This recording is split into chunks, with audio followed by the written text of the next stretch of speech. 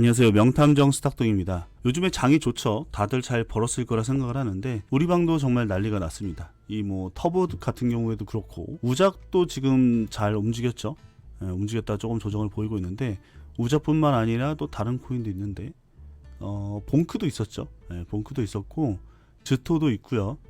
자, 그리고 또 하나는 누가 있냐면은 다른 이런저런 코인이 있었어요. 여기까지만 얘기를 하고, 즈토 같은 경우에는 좀 하나를 봐드리면 뭐냐면은, 제가 지난번에 영상에서 무슨 얘기를 했냐면 두 가지의 방식이 있다고 했습니다. TVL과 마켓캡으로 거래하는 방법이 있고, 그리고 이제 도미넌스에 대한 얘기를 했는데, 도미넌스에 대한 얘기를 했을 때 좀 안전하게 하려면은 팩터를 15% 적용하면 한 4.25가 나온다.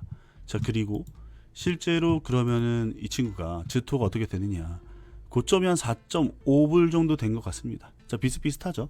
사람의 심리의 기대 그리고 움직임에 따라 좀 달라질 수 있겠지만, 이런 것들이 이제 평가를 할 때 상당히 좋은 기준이 잡힐 수 있다, 이런 얘기를 말씀을 드리면서, 오늘의 주인공은 FTX입니다. FTX가 조금 거래량이 들어왔는데, 이 FTX의 인수가 3파전으로 좁혀졌고요. 어느 기사에서는 이제 블리시인가? 이가 빠져 있다가 어느 기사에서는 넣어져 있는데, 하여튼 블리시, 피겨 테크놀로지스, 프루프그룹, 이 프루프그룹은 저기 셀시우스인가? 걔네 인수한 그 컨소시엄에 들어있는 회사라고 합니다.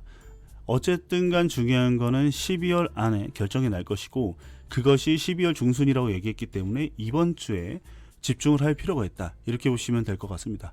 자, 그런데 FTX를 인수하면서 누군가 그런 얘기를 하더라고요. FTT 코인을 쓰지 않지 않겠느냐, 왜 그걸 써야 되느냐. 그래서 이제 하나를 설명을 드리자면 뭐냐면은, 이 FTX에 가지고 있는 자산을 매도할 수 있는 자산이 이렇게 있는데, 뭐가 있냐면은 공개된 걸로는 솔라나, 그리고 비트코인, 이더리움, 에토스, 리플이 있습니다.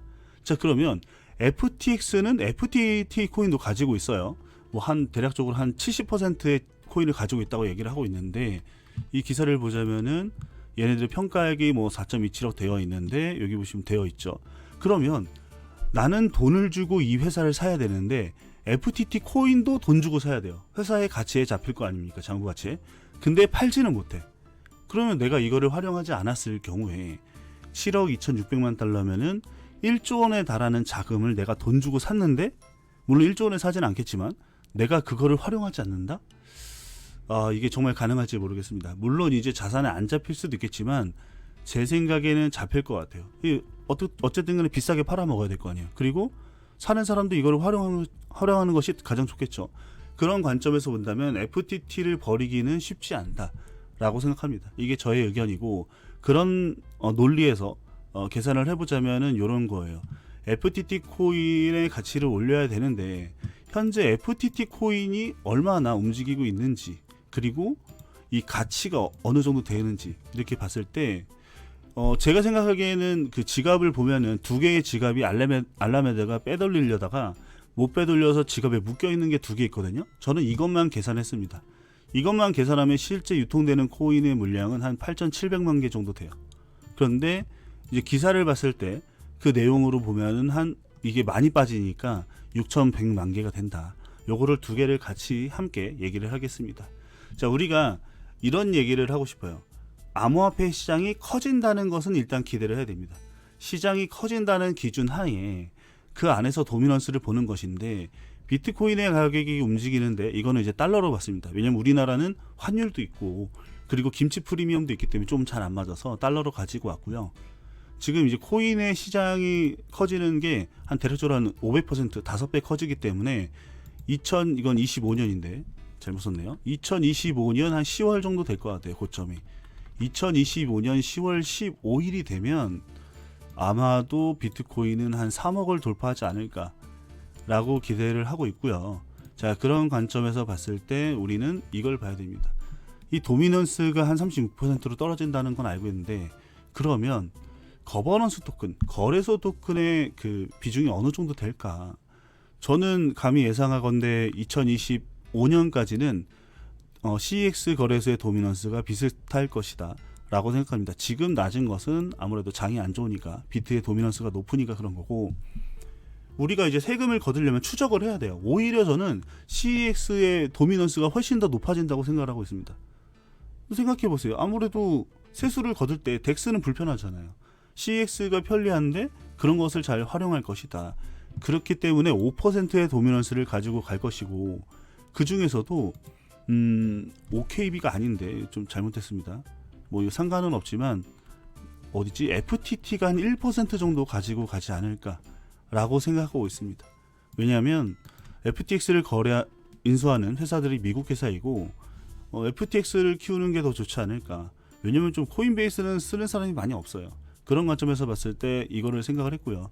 그 1%라고 하면은 한 대충 시가총액은 어느 정도 되냐면은 한 200조 정도 됩니다. 전체 코인의 시장은 한 900조 정도 되고요. 2025년 기준입니다. 그랬을 때, 야, 이게 도미넌스가 1%냐, 아니면 2%냐, 0.5%냐 달라지고, 두 번째는 유통 물량이 어떻게 잡히느냐. 그래서 제가 이제 보수적으로 잡은 건 뭐냐면, 전체 유통 물량의 절반으로 나눴어요. 이 정도까지도 풀릴 수 있지 않을까라고 생각을 해서 가지고 왔고요. 실제 여러분들이 지금 보고 있는 그 유통 물량은 알라메다가 딴 데로 빼돌리기 위한 그런 코인까지 계산된 유통 물량이에요. 자, 이거 보여드릴게요. 자, 유통 물량을 조금 보자면은 여기서